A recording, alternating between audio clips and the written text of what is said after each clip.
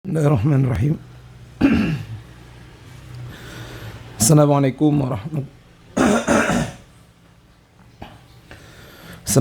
warahmatullahi wabarakatuh. Bismillah walhamdulillah wassalatu wassalamu ala Rasulillah wa ala alihi wa sahbihi wa man walah, amma ba'du. Ahlan wa sahlan wa marhaban bikum. Selamat datang kembali teman-teman di channel saya. Pada kesempatan kali ini kita akan melanjutkan kajian kita terhadap hadis-hadis hukum, di mana kita akan belajar pada kitab Sunan Abu Daud tentang zakat.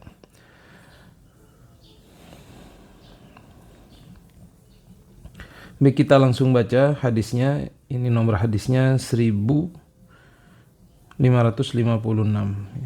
Kitab Zakah. Bismillahirrahmanirrahim. Qala al-musannifu rahimahullahu ta'ala, Kitab Zakah.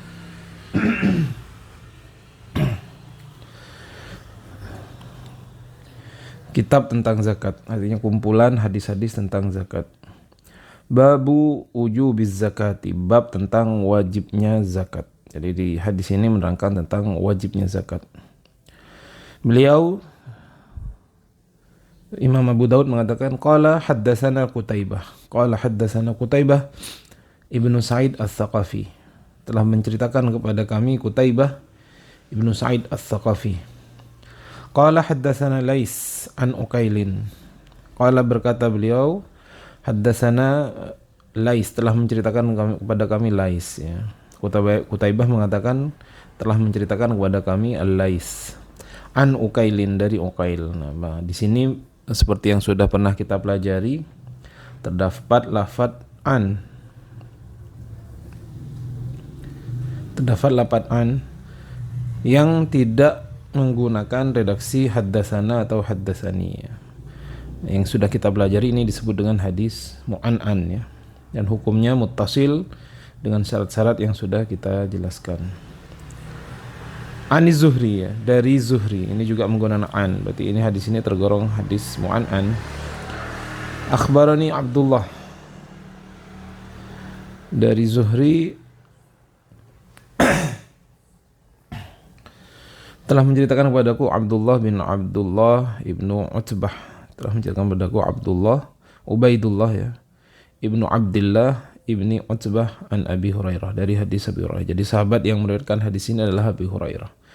Abu Hurairah kita kenal sebagai sahabat yang banyak sekali meriwayatkan hadis-hadis dari baginda Nabi besar Muhammad sallallahu alaihi wasallam. Qala, ya, Abu Hurairah berkata, lamma tuwfiya Rasulullah sallallahu alaihi wasallam, ketika baginda Nabi Muhammad sallallahu alaihi wasallam sudah meninggal, wastukhlifa Abu Bakrin, kemudian digantikan oleh Abu Bakar, ba'dahu, setelahnya. Rasulullah meninggal, kemudian yang menggantinya adalah Abu Bakar. Istakhlafa itu menjadi khalifah, ya. Istakhlafa yastakhlifu. Di sini banyak wastukhlifa, dan diganti oleh Abu Bakar, ba'dahu, setelahnya. Wa kafara man kafara minal arabi, wa kafara, dan menjadi kafir. Wa kafara, dan menjadi kafir, man kafara, orang-orang yang kafir, minal arabi, dari golongan orang Arab. Qala Umar, berkata Umar ibn al-Khattab. Umar ibn al-Khattab berkata, li Abi Bakar, melihat fenomena banyak orang yang kafir, akhirnya berkata, kaifa tuqatilun nasa wa qad qala Rasulullah sallallahu alaihi wasallam, umirtu an uqatilan nas hatta yaqulu la ilaha illallah. Kaifa tuqatilun nas, bagaimana kamu akan memerangi orang-orang kafir itu? Wa qad qala Rasulullah sallallahu alaihi wasallam, sungguh telah bersabda Rasulullah sallallahu alaihi wasallam, umirtu an uqatilan nas, umirtu, saya diperintahkan, an uqatilan nas, untuk kemudian berperang kepada orang-orang manusia, hatta yaqulu, sehingga mereka mengatakan la ilaha illallah. Jadi Abu Bakar bertanya kepada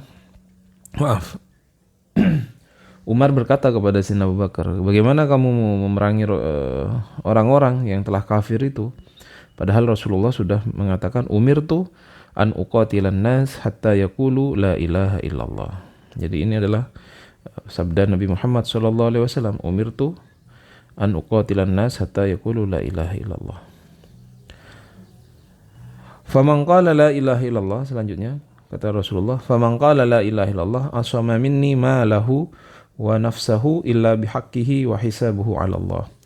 Faman qala la ilaha illallah, barang siapa yang mengatakan la ilaha illallah, asama minni, menjadi selamat dariku, ma lahu, apanya, kepada hartanya, wa nafsahu, dan jiwanya. Orang kalau sudah mengucapkan la ilaha illallah, katanya Rasul, maka kita tidak boleh memeranginya, tidak boleh mengambil hartanya, tidak boleh membunuh orang tersebut, ya. Illa bihaqqihi, kecuali dengan haknya, kecuali memang dia melakukan pelanggaran.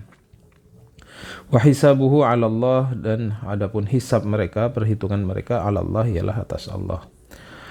Faqala Abu Bakar, kemudian mendengar hadis ini, mendengar sabda Rasulullah itu, Abu Bakar berkata, "Wallahi, demi Allah, la uqatilanna man farraqa baina shalah wa zakah." Wallahi, demi Allah, la uqatilanna man, saya akan benar-benar memerangi orang, farraqa, yang telah membedakan, baina, di antara as-shalah wa zakah. Demi Allah, saya akan benar-benar memerangi orang yang membeda-bedakan antara sholat dan zakat. Jadi di zaman beliau sudah ada sebagian orang yang membedakan antara sholat dan zakat. Fa inna zakata haqqul mali, karena sungguhnya zakat itu adalah haknya harta. Maksudnya haknya harta di sini adalah dia wajib dikeluarkan zakatnya dalam setiap harta yang sudah mencukupi syarat. Wallahi, demi Allah, lau mana'uni, andaikan mereka mencegahku, iqalan, memberikan satu iqal itu zakat untuk 1 tahun. Kanu yu'adduna ila Rasulillah, yang pada waktu itu mereka bayarkan kepada Rasulullah sallallahu alaihi wasallam, laqatal tuhum ala man'ihi, niscaya aku akan memerangi mereka karena mereka sudah tidak memberikannya. Maksudnya bagaimana? Katanya Abu Bakar, demi Allah, saya akan memerangi orang-orang yang sudah membedakan antara sholat dan zakat. Karena zakat itu adalah haknya harta. Andaikan mereka tidak mau membayar zakat itu, seperti yang mereka bayarkan di zaman Rasulullah, yaitu 1 iqal, ya.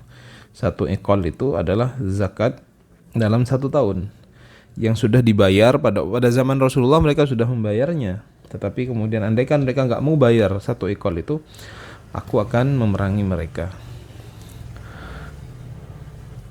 Faqala Umar al-Khattab, kemudian Umar al-Khattab berkata, fa wallahi ma huwa illa in ra'aitu qad syaraha sadri Abi Bakar lil qital. Fa wallah, kemudian Umar mengatakan, fa wallah, demi Allah, ma huwa illa in ra'aitullah qad syaraha sadra Abi Bakar lil qital. Demi Allah, aku tidaklah melihat kecuali Allah sudah memberikan petunjuk kepada Abu Bakar, sadra, ya, maksudnya di sini petunjuk kepada Abu Bakar untuk berperang atau untuk memerangi orang-orang itu.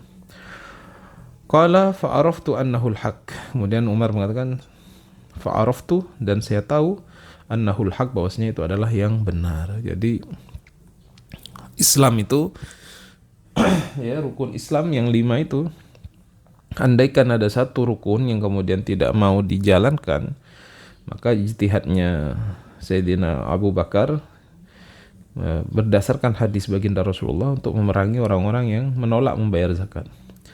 Qala Abu Daud, berkata Abu Daud, qala Abu Ubaidah Ma'mar ibn al-Musanna, berkata Abu Ubaidah Ma'mar ibn al-Musanna, al-iqal, maksudnya iqal itu adalah shadaqatu sanatin. Tadi kan kita baca iqal, ini lafaz iqal yang kita beri kotak merah itu. Maksudnya apa? Iqal shadaqatu sanatin adalah sedekah 1 tahun, wal iqalan, adapun iqalan shadaqatu sanatain adalah sedekah 2 tahun yang sudah dibayarkan di zaman Rasulullah.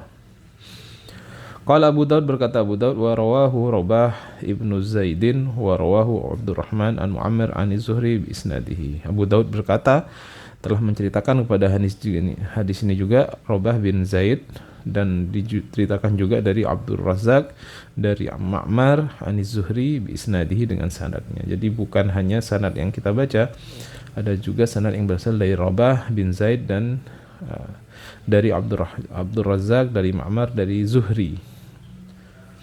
Kemudian waqala ba'duhum, sebagian ulama berkata, Iqalan, yang dimaksud iqal itu atau dalam redaksi hadis yang lain ada yang menggunakan iqal.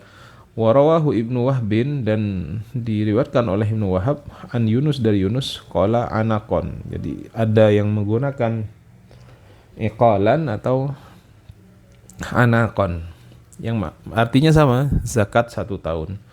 Qala Abu Daud, Abu Daud berkata, wa qala Syu'aib ibnu Abi Hamzah wa Ma'mar, berkata Syu'aib ibnu Hamzah dan Abi Hamzah dan Ma'mar, wa Zubaidi dan Zubaidi, ani Zuhri dari Zuhri, fi hadal hadis, dalam hadis ini. Apa? Qala berkata, lau mana'uni anakon. Jadi redaksinya menggunakan anakon, tidak menggunakan iqalan. Warawa an Basatu, dan meriwayatkan Basah an Yunus dari Yunus, an Zuhri dari Zuhri, fi hadal hadis qala anakon. Dalam hadis ini berkata anakon. Jadi ada dua redaksi, ada yang menggunakan iqalan atau anakon yang artinya sama, yaitu zakat 1 tahun. Mari kita lanjutkan pembahasan setelah kita mengetahui kewajiban zakat ini pada hadis nomor 1556 dalam Sunan Abu Daud.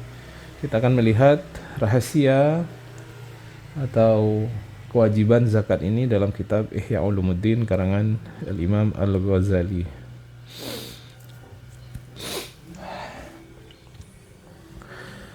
Bayanu, pada kitab Asraruz Zakah, beliau menjelaskan, bismillahirrahmanirrahim, qala al-musannifu rahimahullah, bayanu daqa'iqi adabil batinah fi zakat. Penjelasan tentang detail-detailnya adab batin dalam zakat. Jadi ini adalah adab atau tata krama ketika orang membayar zakat. I'lam, ketahuilah, anna ala muridi tariqil akhirah bi zakatihi wa dhaif. I'lam, ketahuilah bahwasanya ala muridi tariqil akhirah, atas orang-orang yang menginginkan menempuh jalan akhirat, tariqil akhirah bi zakatihi wa dhaif, terdapat wazifah, terdapat tugas dalam zakatnya.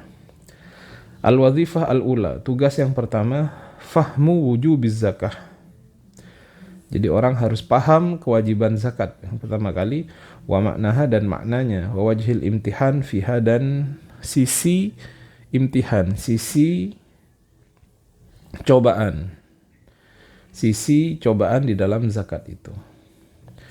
Wa annaha lima ju'ilat min mabanil Islam ma annaha tasarrufun mali wa laysat min ibadatil abdan. Wa annaha, dan sesungguhnya zakat itu, lima ju'ilat min mabanil Islam, kenapa dijadikan termasuk mabanil Islam. Zakat itu dijadikan mabanil Islam, dijadikan rukun dalam Islam, salat, zakat. Ma'annaha tasarrufun mali, walaupun zakat itu tasarrufun mali adalah transaksi keuangan, zakat itu tasarruf mali, walaysat min ibadatil abdan, dan bukan termasuk ibadah yang dilakukan oleh badan. Ya, jadi Imam Ghazali di sini mengatakan kenapa zakat itu diwajibkan, padahal itu berkenaan dengan ibadah yang berkenaan dengan transaksi keuangan, bukan ibadah yang badan kita. Maksudnya badan itu kan kebanyakan kita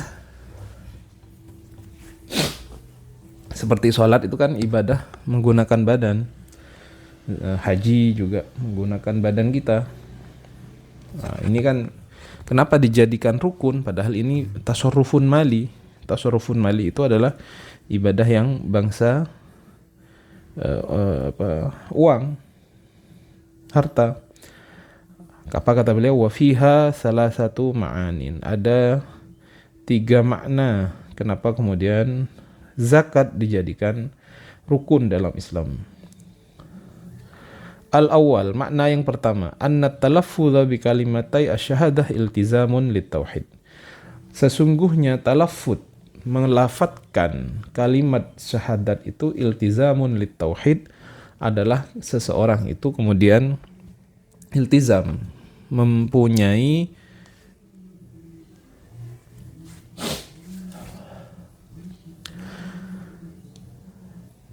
korelasi dengan tauhid. Jadi dia kemudian bukan korelasi ya, dia mengikat dirinya dengan tauhidnya. Kalau orang sudah mengucapkan 2 kalimat syahadat, dia kemudian termasuk orang yang bertauhid, iltizamun bitauhid, orang yang melakukan atau bertauhid. Wa syahadatun bi ifradil ma'bud. Ketika orang mengucapkan 2 kalimat syahadat adalah syahadah bi ifradil ma'bud. Dia bersyahadat, bersaksi bi ifradil ma'mud, dengan hanya mengesahkan yang disembah, yaitu mengesahkan Allah. Wa syartu tamamil wafa bihi alla yabqa lil muwahhidi mahbubun siwal wahidil fardi. Kata beliau Imam Ghazali, wa syartu tamamil wafa, dan syarat sempurnanya kita memenuhi janji dalam syahadat itu, alla yabqa lil muwahhid mahbub. Allah yabqa, harus tidak tersisa, lil muwahhid, bagi orang yang sudah bertauhid itu, mahbub siwal wahidil fard, orang yang dicintai kecuali al wahidil fard, Allah Subhanahu wa taala. Jadi kata Imam Ghazali, orang yang sudah mengucapkan 2 kalimat syahadat itu adalah iltizamun lit tauhid.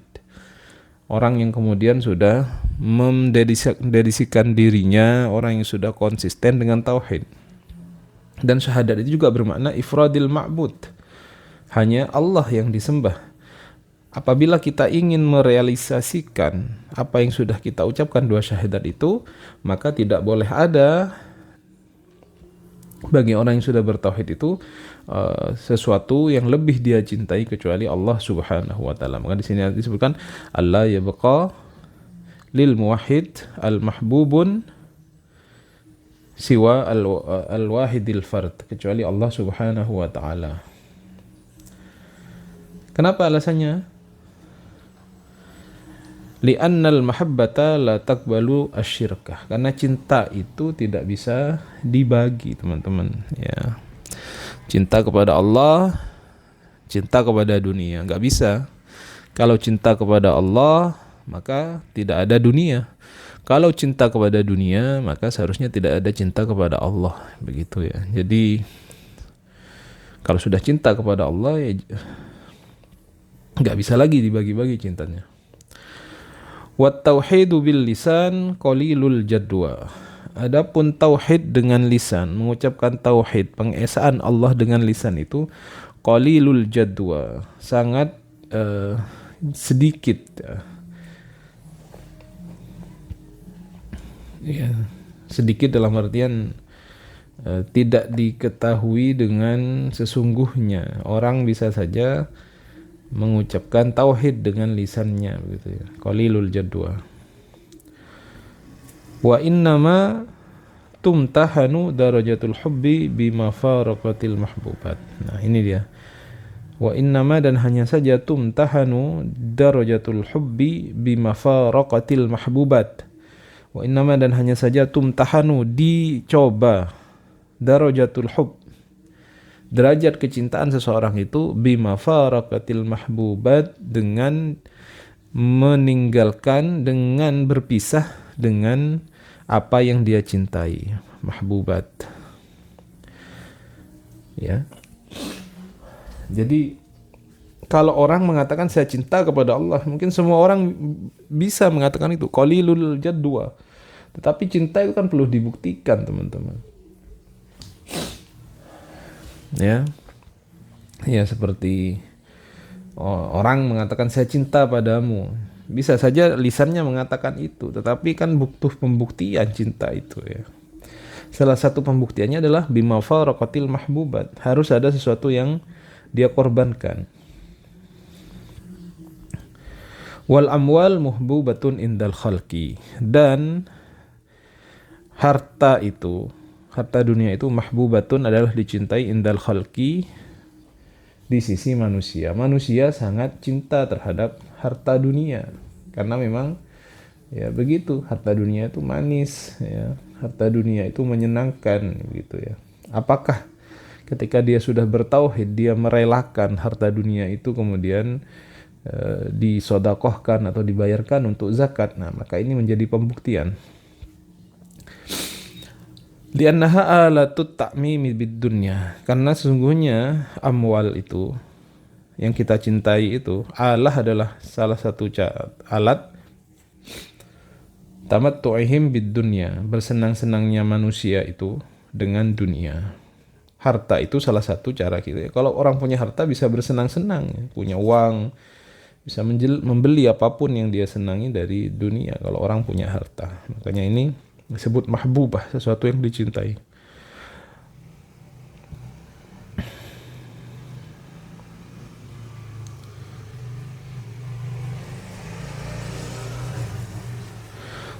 Wabisababiha, dan dengan sebab amwal itu, dengan sebab harta itu, ya nasuna bihadal alam, akhirnya manusia kemudian menjadi sangat cinta terhadap alam ini, terhadap dunia. Orang kalau sudah punya harta itu senang kepada dunia, ingin lama-lama tinggal di dunia. Karena semakin orang punya harta dunia, dia akan semakin terikat dengan dunia, semakin dia menikmatinya. Wa yanfuruna 'anil maut ma'anna fihi liqa'al mahbub, dan mereka kemudian lari dari kematian, takut terhadap dari kematian, ma'anna fihi liqa'al mahbub, padahal dalam kematian itu liqa'al mahbub, terdapat perjumpaan dengan al-mahbub, zat yang dicintai, yaitu Allah Subhanahu wa taala ya. Jadi orang yang cinta dunia itu biasanya benci terhadap kematian. Padahal kematian sendiri itu adalah liqa al-mahbub, kata Imam Ghazali. Orang akan berjumpa dengan yang zat yang dia cintai, yaitu Allah Subhanahu wa taala, Tuhan kita yang telah memberikan nikmat yang sangat besar kepada kita. Nah, bagaimana ada orang sudah mengucapkan kalimat tauhid? Bagaimana kita tahu bahwasanya dia benar-benar cinta? Pembuktiannya famtahanu bidisdi ta'wahum fil mahbub. Akhirnya mereka famtuhinu, akhirnya mereka diuji bitasdiki dakwahum, dengan jujurnya klaim mereka fil mahbub, terhadap zat yang cintai. Ada orang bilang saya cinta Allah, akhirnya mereka diuji apakah benar mereka cinta Allah Subhanahu wa taala. Wastunzilu 'anil mal alladhi huwa marmuquhum wa ma'syuquhum. Wastunzilu 'anil mal, akhirnya mereka kemudian diperintahkan untuk mengorbankan harta, alladzi huwa marmuquhum wa ma'syuquhum, yang harta itu menjadi sesuatu yang mereka cintai. Kalau kamu yang benar-benar bertauhid, cinta kepada Allah, jadi kan tunjukkan bukti cintamu itu, yaitu dengan mengorbankan harta yang kau miliki. Walidzalika, oleh sebab itu, kalau Allah Ta'ala, Allah berfirman, innallaha yashtara minal mu'minina anfusahum wa amwalahum bi anna lahumul jannah. Innallaha, sungguhnya Allah, ishtara minal mu'minin, membeli dari orang-orang mukmin, anfusahum, jiwa-jiwa mereka, wa amwalahum, dan harta-harta mereka, bi anna lahumul jannah, dan akan memberikan kepada mereka surga. Allah menjanjikan orang yang berjuang di jalannya, yang berjihad di jalan Allah, akan dibalas dengan surga ya. Orang yang meninggal mati syahid itu dibalas oleh Allah dengan surga. Wadzalika bil jihad, maka ada hukum jihad, ada jihad. Orang yang meninggal dibalas oleh Allah dengan masuk surga. Wa huwa musamahatun bil mahjati syauqan ila liqa'illahi azza. Wa huwa, jihad itu, musamahatun, adalah pengorbanan bil mahjati, dengan jiwa, syauqan ila liqa'illahi azza wa jalla, karena rindu kepada pertemuan dengan Allah Subhanahu wa taala. Jadi jihad itu salah satu bentuk pengorbanan jiwa, diri. Orang yang berperang, berjihad, kemudian dia syahid, itu karena dia mengorbankan jiwanya karena ingin bertemu dengan Allah Subhanahu wa taala. Wal musamahatu bil mal ahwanu, dan mengorbankan harta itu lebih ringan. Ada orang yang berjihad dengan jiwanya, ada juga yang berjihad dengan hartanya. Lebih berat mana? Lebih berat orang yang berjihad dengan jiwanya. Dan berjihad atau mengorbankan harta itu lebih ringan. Jadi kata Imam Ghazali, intinya adalah ketika orang kemudian mengikrarkan kalimat tauhid, maka dia kemudian harus dibuktikan bentuk kecintaan itu dengan kemudian mengorbankan apa yang dia cintai, termasuk harta yang dia harus bayarkan zakatnya karena diperintah oleh yang Allah Subhanahu wa taala, yang kemudian itu disebut dengan al-mahbub ya. Allah itu adalah zat yang harus kita cintai karena begitu besar nikmat-nikmat Allah yang diberikan kepada kita, maka tidak ada yang kemudian lebih kita cintai daripada Allah Subhanahu wa taala. Nah, jadi begitu penjelasan Al-Imam Al-Ghazali tentang zakat dan rahasia kenapa kemudian zakat itu dijadikan rukun Islam padahal dia berkenaan dengan ibadah yang bangsa finansial ya, bukan ibadah badan. Dan sudah kita jelaskan tadi yaitu untuk menjadi untuk menguji daripada kecintaan seorang hamba kepada Allah Subhanahu wa taala. Demikian yang bisa kita jelaskan, mudah-mudahan bermanfaat. Ila liqa, syukran lakum. Wassalamualaikum warahmatullahi wabarakatuh.